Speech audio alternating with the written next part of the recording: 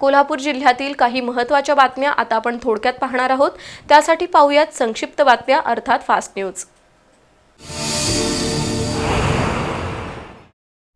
शाहूपुरीतील IIB coaching क्लासेसच्या इमारतीचा 41,58,144 रुपये घरफाळा थकीत आहे।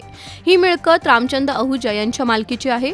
वारंवार नोटीस देऊनही थकीत घरफाळा भरला नसल्यानं आज महापालिकेनं IIB कोचिंग क्लासेसची मिळकत सील केली।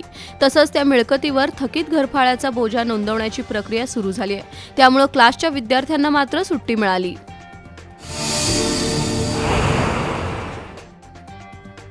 बंदी असलेल्या प्लास्टिकचा वापर करणाऱ्यांविरोधात महानगरपालिकेच्या उपद्रव शोध पथकामार्फत धडक कारवाई सुरू झाली आहे। या मोहिमेअंतर्गत गांधीनगर परिसरातील दुकानांची तपासणी करण्यात आली। त्यामध्ये सद्गुरू पॅकेजिंग, आनंद ट्रेडर्स आणि अवतार ट्रेडर्स या दुकानात सुमारे 230 किलो वजनाचा 75,000 किमतीचा प्लास्टिकचा साठा आढळून आला। संबंधित व्यापाऱ्यांकडून महापालिकेनं 15,000 रुपयांचा दंड वसूल केला।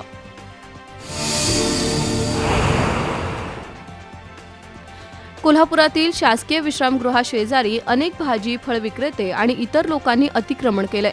कोल्हापूर महानगरपालिकेच्या अतिक्रमण निर्मूलन पथकानं बुधवारी कारवाई करत भाजी आणि फळ विक्रेत्यांनी केलेलं अतिक्रमण पोलीस बंदोबस्तात काढून टाकलं। मात्र आज काहींनी पुन्हा त्याच ठिकाणी व्यवसाय सुरू केला। त्यामुळे महापालिकेनं कारवाईत सातत्य ठेवणं गरजेचं आहे। शहरातील पाणीपट्टी दरवाढीला ठाकरे शिवसेना गटानं विरोध दर्शवलाय। त्यासाठी बुधवारी सकाळी शिवसेनेनं शिवाजी चौकातून महापालिकेवर मोर्चा काढला। शिवसेना कार्यकर्त्यांनी महापालिकेच्या दारात जोरदार घोषणाबाजी करून आत घुसण्याचा प्रयत्न केला, पण सुरक्षा रक्षक आणि पोलिसांनी त्यांना रोखून धरलं। यावेळी पाणी दरवाढ रद्द झालीच पाहिजे अशा घोषणा देत कार्यकर्त्यांनी परिसर दणाणून सोडला। शिवसेनेचे उपनेते संजय पवार आणि जिल्हाप्रमुख विराज पाटील यांनी पाणी दरवाढी विरोधात महापालिका प्रशासनावर टीकास्त्र सोडलं। या आंदोलनात शहरप्रमुख मनजित माने, अवधूत साळोखे, पोपट दांगट, प्रतिज्ञा उत्तुरे, स्मिता मांढरे, रीमा देशपांडे, विनोद खोत, राजू यादव, तानाजी अंगरे यांच्यासह शिवसैनिक सहभागी झाले होते। रॉबिनहूड आर्मी या संस्थेच्या वतीनं स्वातंत्र्य दिनानिमित्त प्रोजेक्ट स्वदेश आणि भारत लर्न AI हा उपक्रम हाती घेतला होता। या अंतर्गत रॉबिनहूड आर्मीच्या कोल्हापूर शाखेनं पन्हाळा तालुक्यातील बाजार भोगाव गाव दत्तक घेतलंय। या गावातील आबासाहेब भोगावकर माध्यमिक शाळेतील विद्यार्थ्यांना प्रत्येकी 14 किलो धान्याचं किट आणि वह्यांचं वाटप करण्यात आलं। यावेळी रॉबिनहूड टीमचे सागर अथणे, विश्वास जाधव, सानिका हेबळे, उमेश भोगावकर उपस्थित होते।